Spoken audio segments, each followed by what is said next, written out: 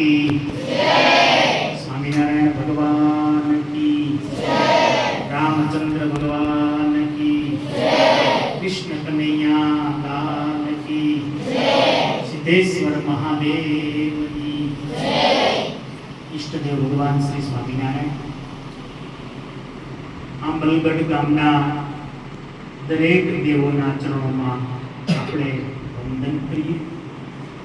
સાથે સાથે કૃષ્ણ સ્વરૂપ સ્વામી અતિ ઉત્સાહી અને અતિ પ્રેમાળ અને ગામ પ્રત્યેની ખૂબ લાગણી ધરાવતા એવા મારે રાજુભાઈ, સાથે સાથે મારે સાહેબ યાજ્ઞિકભાઈ, સાથે સાથે મારા રાજુભાઈના પિતાશ્રી, અહીંયા શિક્ષકમાં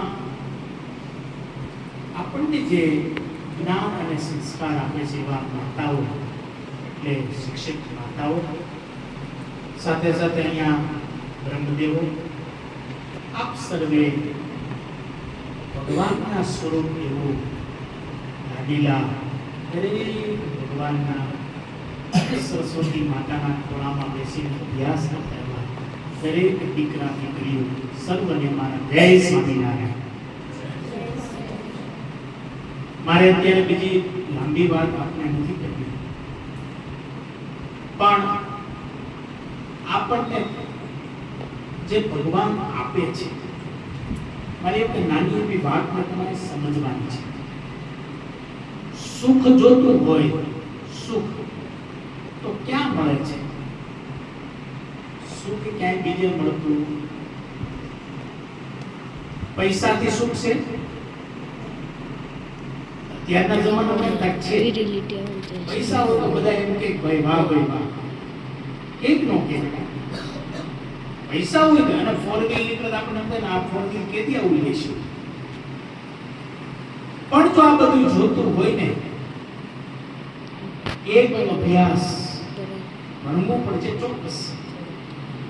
આ બધું જો મળનારું છે અને વિદ્યા જો આપનારા છે અને મને તમને બુદ્ધિના પ્રેરક દાતા છે ને, તો હું તો એટલું કહીશ, એક મા બાપનું ચરણ અને બીજા આપણા શિક્ષક એટલે ગુરુજનો ઈ જે આપે છે એ વિશેષ કોઈ બીજું આપી શકતું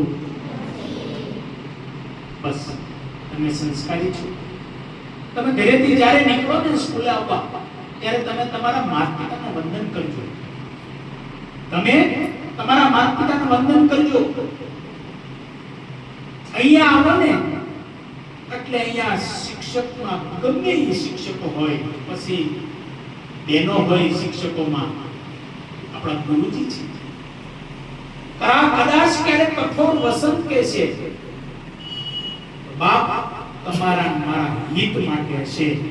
જ્યારે એમ કહેવાય છે અમારી પાસેથી વિદ્યાર્થીઓ અત્યારે અમારી જે સ્કૂલ છે 70 થી 75 વર્ષ થઈ, એ જે વિદ્યાર્થીઓ અત્યારે ભણીને ગયા છે વિદેશમાં, તો અત્યારે પગે લાગવા આવીને એમ કે સ્વામી ઈ વખતે જ્યારે અમને તમને માર્યા અને ખોટી અને ખાધી છે એ અત્યારે અમને ઉપયોગ લાગે છે। મોટા થઈ અને જો સુખ જોતું હોય તો અત્યારે દુઃખ થોડુંક ભોગવવું પડશે ને